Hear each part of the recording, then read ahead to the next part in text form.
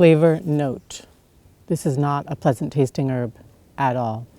It's astringent, it's bitter, it's funky. Today is a cramp bark day, a highbush cranberry day, a Viburnum opulus day. That's who I am surrounded by here, is this gift of a shrub. What's the gift of this shrub? What does it offer us? Yes, it does have these berries that some folks like to eat that are red, that taste funky in my opinion, that are compared to cranberries. But what I'm going to talk about right now is cramp bark's bark. That's the medicine of this shrub. This bark has been used traditionally and currently for helping with cramping, with muscular support, with dealing with tension, with dealing with uterine cramping in particular, with helping to relax smooth muscles. So that might include the digestive tract, the bladder, even lungs. So this is an antispasmodic bark. And why do I mention it now in this state where it doesn't have its beautiful white flowers or its gorgeous leaves? I'm sharing about it right now because it's when you make its medicine from it. So you would harvest its bark at this stage in early spring before it's actually leafed out.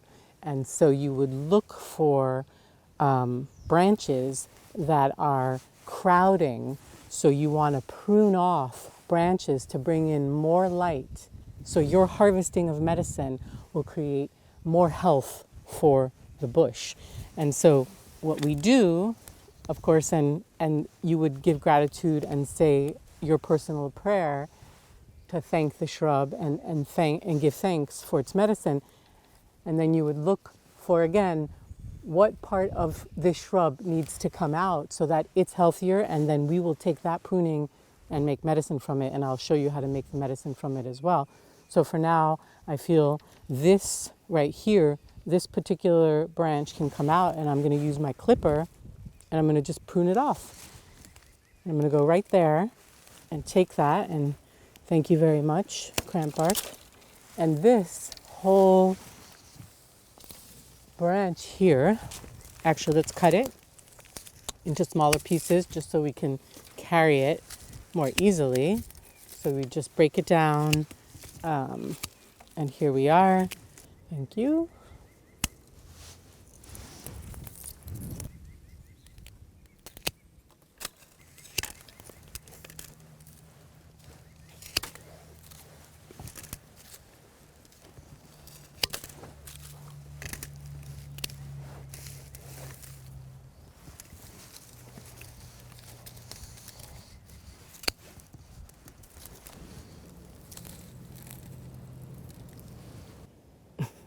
So where are you going to find this friend? It's native to Europe and it's native to the United States. In the United States, the subspecies Trilobum is native, and in Europe, the subspecies Opulus is native. Don't worry about it. Both are used similarly, although the berries of the native Trilobum supposedly taste better. What we have here is the Opulus subspecies, and the berries don't taste that good. They're funky. Okay, so what else to consider is this shrub loves to grow in moist, rich soil. It does tolerate many soils though, and it likes full sun to part shade. Let's get into some ID. It's not the best time to ID this shrub, so really you're going to want to look for it when it's in flower, when it's in fruit, when it's in leaf. If you have some Viburnum opulus in your neighborhood, go help it out by give it some pruning, and then you'll be gifted with this amazing medicine. Even so, let's give you some ID tips right now. So we have a shrub whose leaves grow opposite each other. That means that they have two leaf stalks emerge out of the same node or point on a branch. Those leaves are palmately shaped. They're simple leaves, but they have a palmate shape like a maple leaf. They have 3 lobes typically. The flower is a flat topped white cluster. So you're going to see that gorgeous white bloom in the spring. And then the fruit that forms from those clusters is red. Inside that fruit is one single flat seed. Those fruit, in my opinion, smell funky. And right now, if you were to do a little scratching and sniffing of the bark, You would even smell a bit of funk in there. That funk has to do with valeric acid. And if you know valerian, that smells like funky, socky business. This shrub shares some of that chemistry that helps us to relax, like valerian. So the valeric acid has a funky odor. Let's show you some of these berries that are still hanging on the shrub. So here you see a couple of stragglers, some berries that are still hanging on. In the summer when this ripens, it's much fuller, redder, and more berries are there. These are just to give you a little sense of what you might be seeing right now in early spring, the straggler berries. Thank you, Cramp bark. Let's head down now to the picnic table where I'll show you how to strip the bark and talk about how to make its medicine. We need to get the bark off of the wood. So you just want a sharp knife and you just whittle off the bark. And you just take some time, maybe enlist some friends, hang out, do it together. So you're basically whittling away, and the part that you whittle off, take all that green as well. You want that, and you get down all the way to the woody part, and the woody part we don't use. So we use everything up till we get to the wood. And that bark then gets dried. So you're going to dry it. And once it's dried, that's when you make its medicine. And so medicine-wise, you can turn it into a strong tea. That's a long steeped infusion or a decoction. Or you can turn it into a tincture, which is my preferred way usually to use it.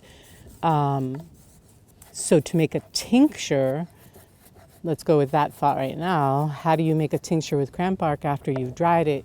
You want to use 1 part dried bark to 4 parts menstruum, right? That menstruum is going to be made. Now, I make my menstruum 70% alcohol, 30% water, but other herbalists use a 50-50, 50 water, 50 alcohol. So there's that range. And I prefer to use a 1 part root to 4.5 parts menstruum, but other herbalists use a 1 part herb to 5 parts menstruum. So that is the formula for making a tincture. And again, you're going to grind up, once you've dried your bark, you're going to grind it up, and then you're going to make it into a tincture.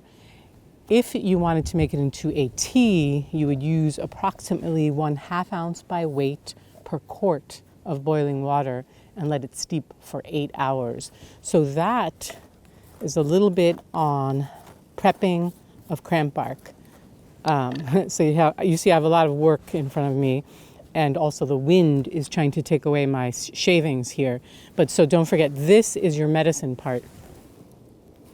That's the medicine part. And this wood, basically, once you remove the bark, is good for kindling or compost. I don't know what else. Okay, so let's review what's amazing about cramp bark. How do we use it? What's its gifts therapeutically? We have a cramp medicine in our midst, which is specific for smooth muscles. So those are muscles that are in the digestive tract, in the reproductive system, in the urinary tract, bladder, the uterus. It's very specific to uterine cramping. So women who are dealing with that can definitely benefit from the use of cramp bark. It is a tension reliever, so it helps us to relax. It's a beautiful shrub that has so many gifts. Let's also remember that it's a hypotensive. So typically when something helps us to relax, it brings down our blood pressure. And so that's good and also of concern if you're dealing with very low blood pressure or you're dealing with medications related to that. So as always, check in with your healthcare provider, research an herb before using it, make sure it's right for you. I share this information as a springboard for you to keep learning about cramp bark. And of course, cramp bark has more uses that I didn't even touch upon. I'm speaking about a highlighted aspect of cramp bark today, and that This early spring time is to get you out there, get your hands into the shrubs, do some pruning, and do some shaving of this gorgeous bark and make some medicine. Flavor note: this is not a pleasant tasting herb at all. It's astringent, it's bitter, it's funky. Therefore, it's not so great in tea, and it's going to be hard to get you or your clients to drink it. Therefore, a tincture is typically more doable. It can be added in small amounts to an herb formula. So let's say an herb formula is made of 10 parts. It can be 1 part and probably work okay. But I have some in my mouth, and I actually kind of weirdly like it, but it is funky.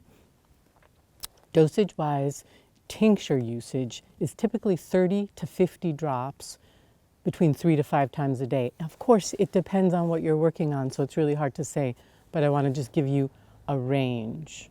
And if you've enjoyed this and you'd like more, check out my online course, Wild Food Health Boosters and Herbal Remedies at wildfoodhealthboosters.com.